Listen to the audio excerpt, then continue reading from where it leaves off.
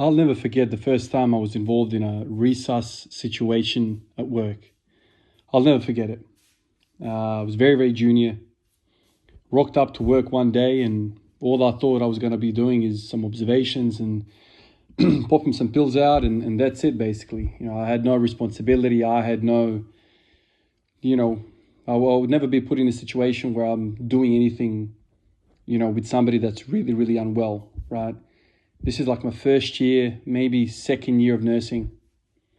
Rocked up to work, and there was a massive shortage of nursing staff, of senior nursing staff. So there was a skill mix problem. And basically it was a situation of next batter up. And they said, Ivan, you're going to be the team leader in this area. And this area was like general area. So like low acuity area of the emergency department, nothing special, right? And I was like, okay, no worries. I was kind of a little bit nervous about the whole thing, but, I can handle it. And within like an hour and a half of the shift, I remember I was walking down the corridor of this corridor where we generally put psychiatric patients. It's kind of out of the way, a quiet area, where people, we hope that they can have a quiet spot in the department, but oftentimes it's the loudest. I was walking down just to see how everyone was. And I walked right at the end of the corridor to the last bed on the right. And I walked in, and what I saw was the fella, maybe in his mid-50s. He was lying on the bed, but it was clear that he was unconscious.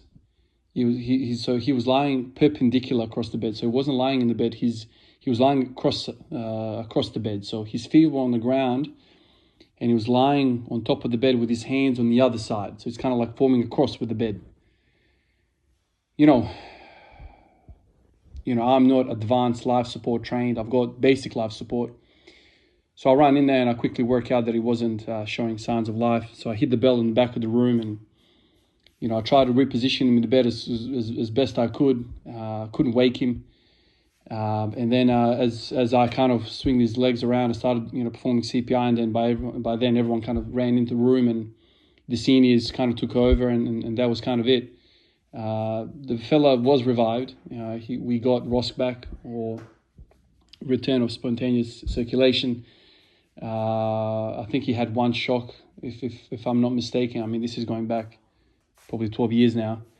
But I remember feeling like I'm going to shit myself, alone in that room with a guy like that, knowing that people were going to be there within 30 seconds, 20 seconds gave me comfort. But in that moment, I was like, oh my God, I can't believe what I'm seeing. I remember the anxiety. I remember the adrenaline rush. Hands are shaking. It's all well and good to kind of read this stuff in the textbook and all that kind of stuff.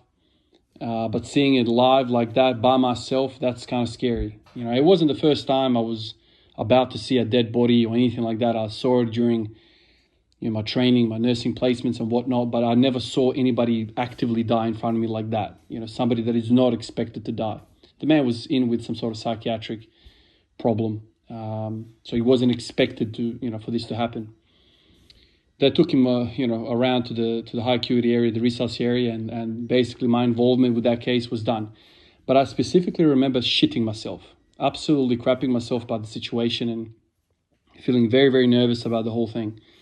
And, thinking back by those moments, that was probably the most growth I ever had as a nurse. That kind of planted the seed for my motivation moving on. Like, every time I looked at an ECG, every time I, later on, like a year later, I went back to university to specialize in nursing, and, I had fresh ideas and significance behind what I was learning. Like, it was very fresh in my mind. I was motivated. I was a motivated learner. And when you're a motivated learner, things stick to your mind. You know what I mean? Like, you don't want to be in a situation where you can't help somebody in dire situations like that. The reason I'm telling you this stuff is because, these types of situations is where you grow.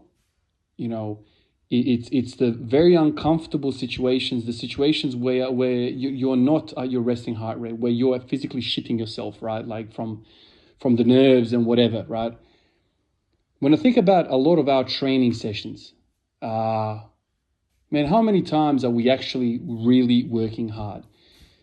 Now, this year I've been working really, really hard. And when I think back at my years and years of training, Man, a lot of these sessions were comfortable, man.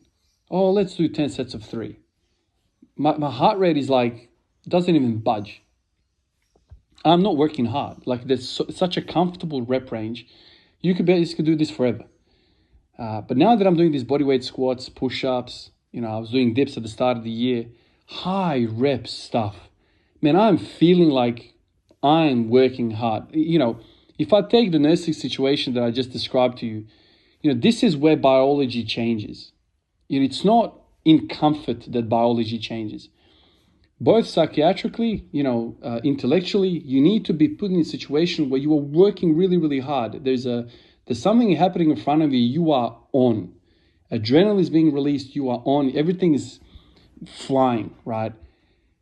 To think to yourself, here is an individual training and his rest rate is normal, his blood pressure is normal, and he's yawning throughout the session. Okay, I understand. You could have a peaking phase of your training. But man, some of these guys have been peaking for a decade. You're not working hard enough, man. You are not disrupting biology. Nothing is freaking happening. You're not learning, man. You are not forcing change. I find it really hard to believe that we can force change upon biology with some of these symptoms. Normal heart rate, normal rest rate, RPE. Let's talk about RPE. You're not working hard enough, man. And I'm not talking about putting, 80% and just, snapping your kneecaps as you're working through the sets. I'm talking about maybe that really heavy weight doesn't allow you to work hard. It's just too much tension, man. It's too much tension. How about you drop the weight even further and actually physically feel like you're working hard? When I first started training, way, way, way back, like my first exposures to like dumbbells and barbells and the gym and whatever, it was like, you feel the pump. If you don't feel the pump, you're doing something wrong.